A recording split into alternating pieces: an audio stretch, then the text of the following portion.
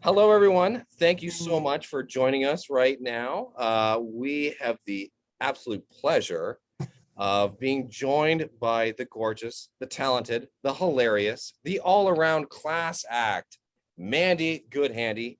Mandy, thank you so much for joining us today. well, you're welcome. I don't know if I can live up to that big intro that you just gave me, but it's nice to see you. Thank you for having me on. Thank you so much. I appreciate that. We want to. This is for S&P Data, and we just want to interview you and just talk. Just want to get to know about you a bit more.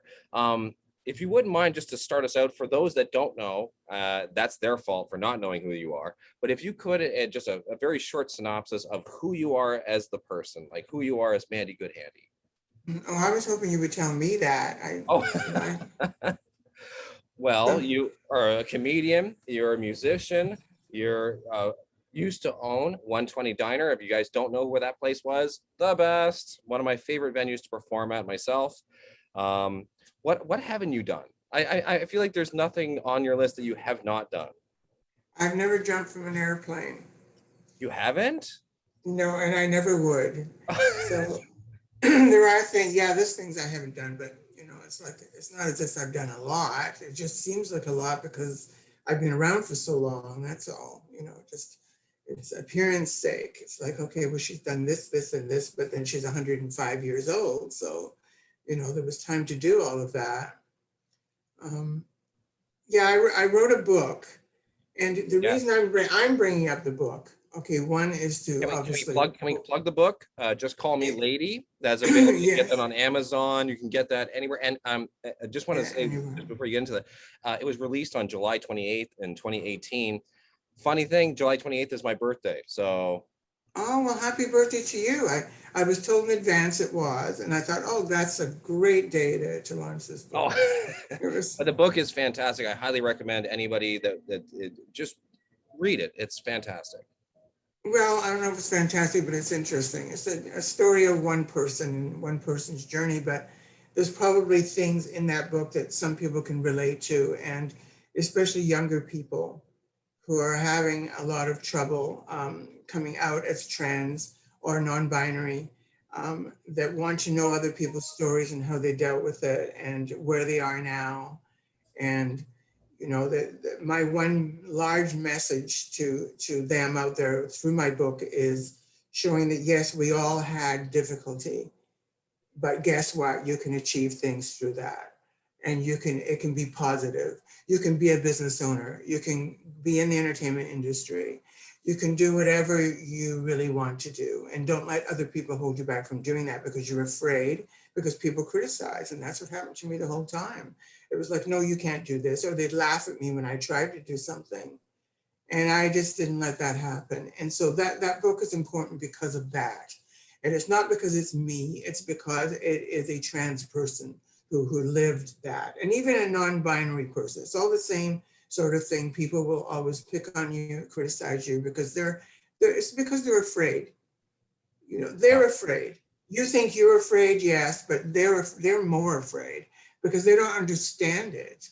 And that's terrifying to people who all of a sudden we have gone out of the norm of the male female Right. situation that society's always put on us. And all of a sudden, these individuals are coming up and going, well, no, I don't really fit into that box. And that terrifies people. And it's understandable because they're not educated on it. And so Yeah. the more we educate people on it, why are we the way we are? Why do we feel the way we do? Then people kind of go, oh, okay, I understand it a bit more. I don't have to be afraid anymore of those people, because I understand it. I mean, there's more and more interesting individuals popping up every day, deciding on different roles, different titles, and a lot of times I don't understand them, but I want to sit down and talk to them about it. And that's the difference between me, not attack them. I want to know, tell me about this. How do you feel? Why do you feel that way? And then I have been enlightened, by it and went, wow, yeah, I never thought about that. And now I do. So that type of a book and any type of a book out there that is dealing with that is important to read and be educated about. And I'm telling you, most people out there, you can ask them questions. Don't be afraid to ask. You just do it in a nice way. Yelling at us, and picking on us and making fun of us is never going to get any answers. But if somebody wants to sit down and they go, do you mind if I ask you these questions? And usually I will say, yes, please go ahead. And if the question is just not acceptable, that even that is educating people, going, don't ask a trans woman that. Don't ask a trans person. Don't ask a non-binary person that question. So let me educate you on how you should approach them, or how you should ask out of respect, if you really want to learn, about them. I really went on into another book right now, didn't I? Yeah. When did you, if you don't mind me asking, when did you know you were ready to transition? What Oh, was that moment? yeah, that's an interesting question. It's asked to a lot of trans people. And most of the time, our answers are the same. There isn't any particular time. Hmm. You always know inside Right. what you should have been, how you should have been born, always, no matter what front you're putting up in public. Yeah. And so, what was a maybe convenient time, or probably the right time when it came to, can I do this now? Will it be the least problem with family? Will it be the least problem at work, or whatever the circumstances are around you? And even then, when you look back, you kind of go, I shouldn't have been concerned about what they're going to think. I should be concerned about how I felt and how I had to keep putting things off and pushing it and pushing it. And then with some of us, it's a realization where we've forgotten. And because of the number of years that it took for me, I'd forgotten about that little girl. I'd forgotten all about her. And it was like, because I was so busy living a character of what I thought a man was. Right. And so it was kind of like, okay, this is my life now. And this is who I have to be. And this is how I have to live. And it wasn't until I get into the sex trade industry is when I started feeling the most comfortable ever, because I was presenting as a woman, as a trans woman, as a sex worker, and meeting people and being immersed into a whole different world that I wasn't used to, and going, this is the most comfortable I've ever been. And even though at that point, I was only dressing as a woman, the woman in me started just naturally gelling. And it was like, oh my God, it's like I feel happy. I feel this is the way I should have always been. And then you remember it and the light goes on, you go, of course it is. I remember running around like a little girl, and it wasn't about dressing as a little girl. It wasn't about wanting to play with little girls' toys even. It was deeper than that. It was about, this is who I should have been. Right. This is what I should have been born. Because not all trans women want to wear pretty dresses. We're all different, like all women. It All reminds me women. from your book when you talked about putting on I believe it was a one-piece swimsuit.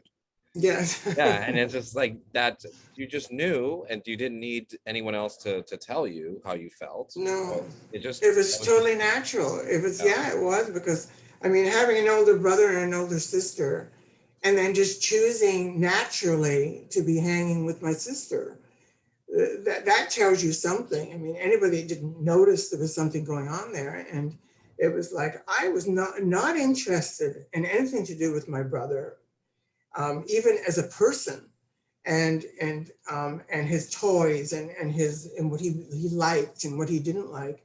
And it wasn't because he wasn't a good person. It was because I couldn't relate to any of that man thing, any of that masculine thing, whether it was a feminine man or not, or very masculine men. That wasn't the point. Right. The point was, there was nothing about men that I could relate to. Nothing. That was my whole life until I started pretending, of course, that I was one, only because I had learned how I should be as one. And that was the thing that was the energy that had to go into that. When you're at home, you're being yourself. So my family was that shocked when I said, oh my God, I'm living as a trans woman. I have decided that's what I've always been. Well, you're not acting any differently. And I said, well, why would I? It's Yeah, like, right. not about the way you're acting or anything, or the way you're talking. You know, it's like, it's got nothing to do with that. It's just the way I've always been. And I was comfortable around my family. And so I was always just myself, you know, and I was, you know, it was just natural for me. And then I started, you know, dressing differently, and that was different for them. But the surprising part to them was when they saw how other people treated me, because they were still looking at me as a boy, no matter how I dressed. Right. That was natural. I mean, you can't force them to do it. And so No. we're in a restaurant or something, and people are going, oh, yes, ma'am, and what would you like to eat? And all this kind of thing. And they're kind of going, oh, this is okay. They're not seeing you as we're seeing you physically. You know, they're seeing you as how you're living. And that was kind of a big education for them as well. You know, and well, a lot of people confuse trans women and drag queens. There's a Yeah, but lot there's of a that. huge difference. Huge difference. There is totally a huge difference. And what part of the problem is, though, and I'll be bringing this up with others later and probably even write something about this. I love female impersonators. I love drag. I think it's an incredible culture. And some of the stuff that they do is amazing. But we have to remember they are doing characters on stage. They are performance artists. And what is happening is this gray area is really, oh, hello, how are you, doggy? Hi, little doggy. Yeah. I hope that was a dog and not a cat with a sore throat, right? That's my dog. He's a little poodle mix. He's a little psycho. That's wonderful. That is so. But anyway, so what's happening? Like RuPaul's Drag Race, just as an example.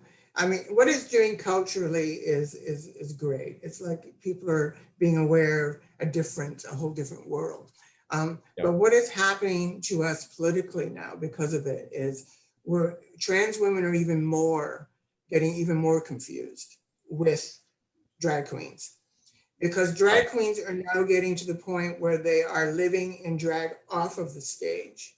It's right. They are acting like women, caricatures of women off the stage. They're calling each other girl, and they're doing all that kind of, and it becomes confusing because of that. When I was doing drag way back in the day, once my show was over, my show was over. I changed, I took off all the makeup and everything, and I just lived amongst the audience as my male persona, not my stage persona. That's not happening as much anymore. And so that's all starts becoming confusing. And you know, one of the main reasons I'm bringing that up is I still get acknowledged as a drag queen. And that's probably the biggest insult. Not that I'm not honored by what drag is doing. It's got nothing to do with that. It's to do with I'm not a drag queen. I do not go up and sing a song as a drag queen. This is my voice. I'm not lip syncing. You know, it's like I'm not doing any of that. So it's the culture in the world is changing a lot. And unfortunately, when the trans movement was happening, we got interrupted. We were just getting to that point where we're getting a foothold, and people were starting to understand who we are, how we felt, and why we existed. And then when the drag came along, it started getting all mixed up, because the drag community are not being responsible, in my opinion. With someone like RuPaul's, not that RuPaul cares, he's making all his money, God bless you, you come up with a great idea. But you owe society, education. Yes. You need to show this to people. You need to explain this to people. Drag queens have to step forward and start saying, please don't confuse us with trans women. We are not. We are men, we live as men, and we enjoy performance. And it's like I said before, and some of them are incredible entertainers. Absolutely. It's way beyond anything I did in my day when I was doing drag. What these people are doing, it's just amazing. So I want to stress that even more, you know, because some people go, oh, I hear you hate drag queens. It's like, why would I hate drag queens? No, then I don't gather that from you at all, and I totally agree that there's such a difference between a drag queen, because like you said, it's a performance, it's an art form, it's beautiful, it's amazing, but at the end of the day, they can take the makeup off and they can go walk the streets as a man if that's what they choose. Mm, Whereas when you're yeah. trans, when you've chosen, I'm not who I was born as. I'm born as a different sex than I was born as. And this is me. This is me all the time, 100% of the time. Mhm. A huge difference being able to transition, sorry the term, but back and forth. It's It's like, okay. no, there's one with a trans woman or a trans male. I've chosen this. Whereas it's as a drag king or a drag queen, I'm doing this part-time. It's interesting though that the drag kings aren't quite the same when it comes to that. Drag kings, as far as I'm concerned, are a little more responsible.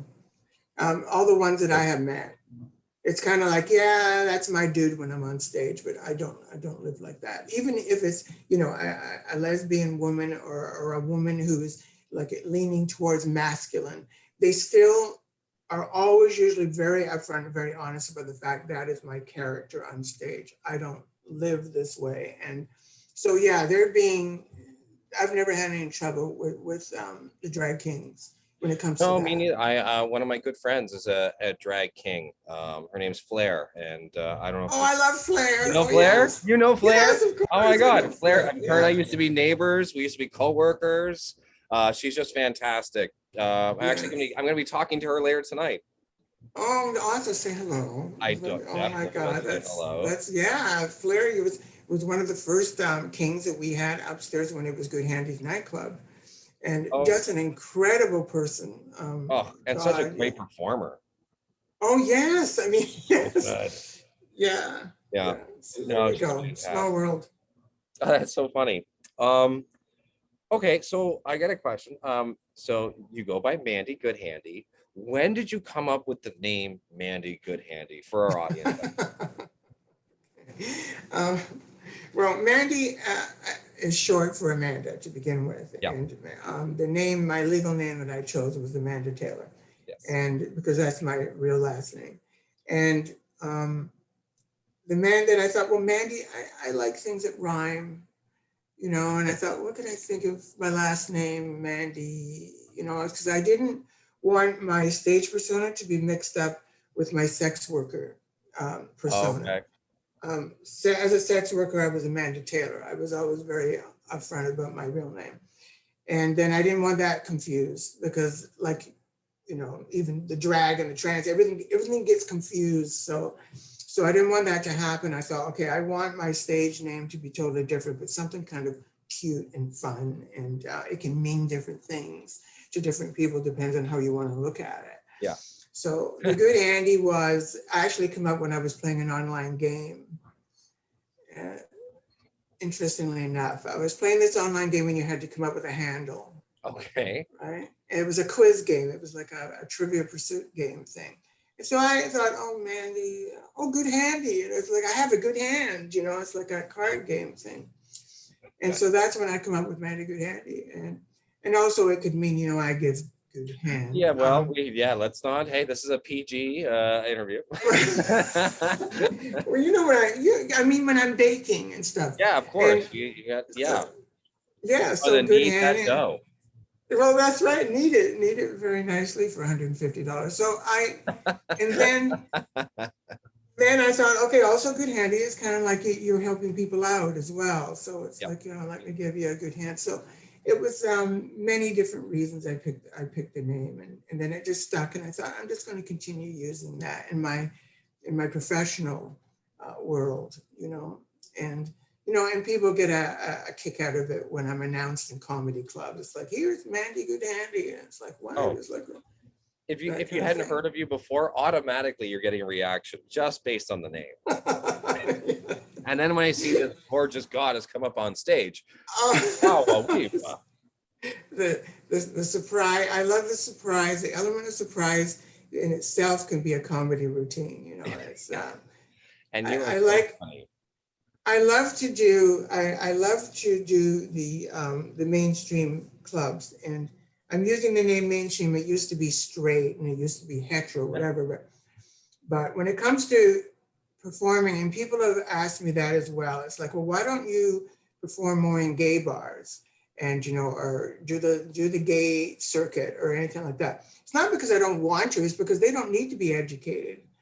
And comedy can be education. And a lot of my comedy is educating people in a kind of a funny tongue-in-cheek way that they're not even realizing they're being educated. And so I talk about trans things. I make fun with it. It's like, yeah, we can make fun of ourselves too, like everybody else. And I talk a lot about sex work, and I'm going to be going into that a lot more with the funny sex work experiences and, how sex workers feel. And but the mainstream were the ones I wanted to reach, and I get a kick out of it myself. When I'm looking at the faces in the audience, when I all of a sudden come up with something, it's like, let's say they just didn't know that I was trans in the beginning. They just thought I was some woman up there, right? And Yeah.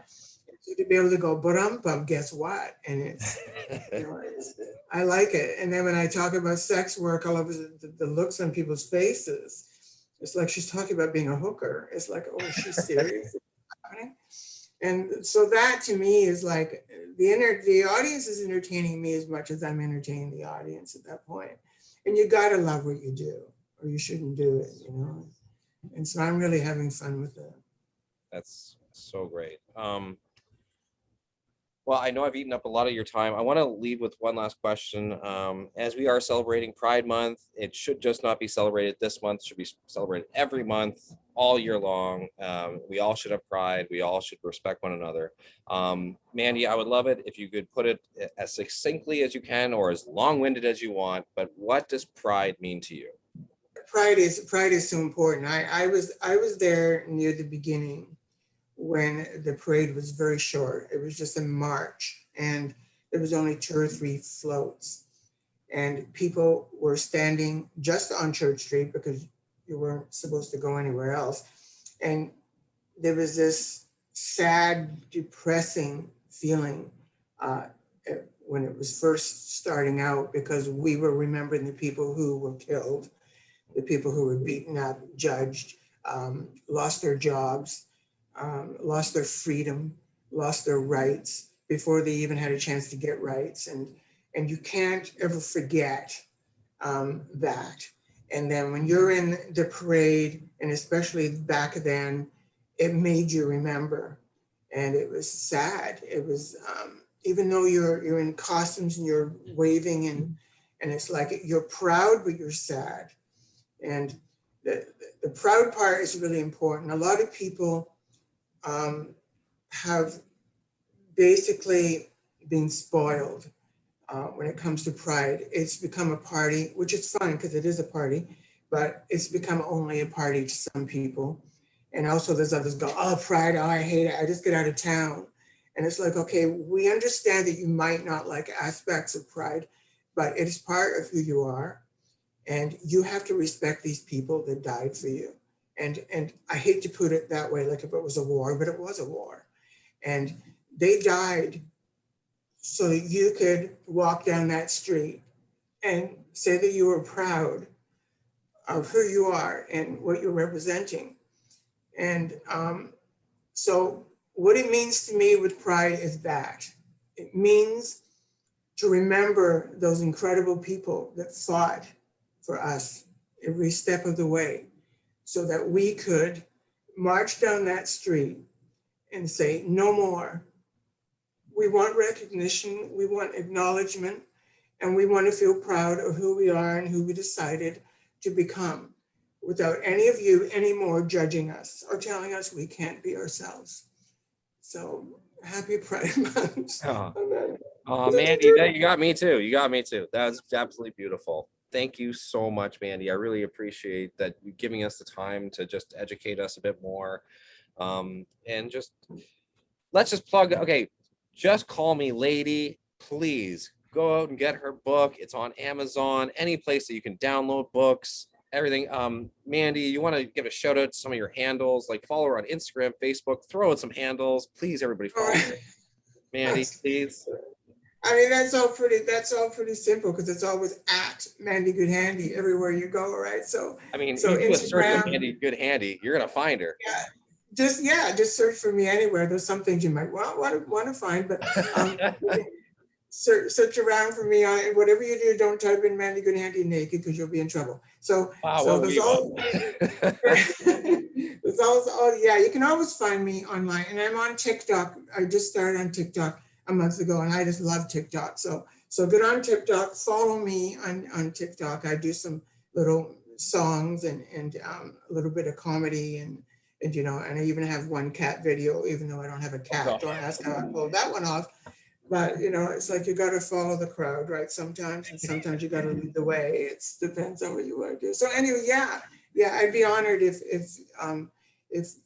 people out there would follow and Yeah, please and do. just Please follow Mandy Goodhandy. Thank you, Mandy, so very much for thank this. you. Really appreciate it. Happy Pride to everybody out there. And Yes, happy Pride, everyone. thank you so much for what you've done for us in the past. Can't wait to what you do in the Yes, future. Thank you again, Mandy. yes, wonderful. Thank you. Thank you.